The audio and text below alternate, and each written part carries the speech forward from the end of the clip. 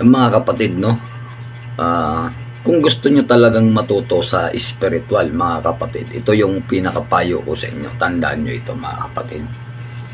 Huwag kayong magmadali sa aral, no?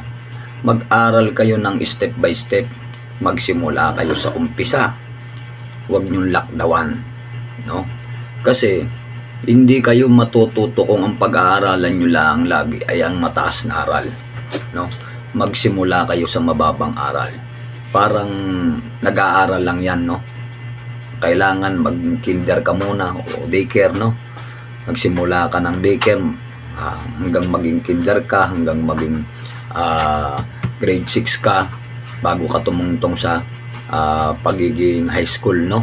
O maging kolehiyo. Huwag nyong madaliin yung aral, mga kapatid.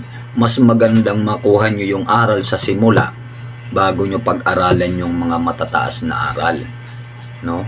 Kasi pag minadali nyo ang aral, hindi nyo maaaral o maiintindihan yung aral sa mga mabababang aral na akala nyo magiging walang saysay sa inyo, no?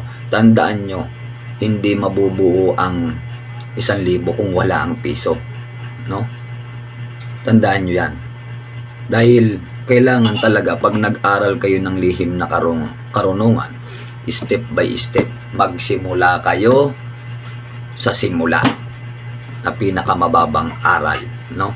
Yun lang, mga kapatid.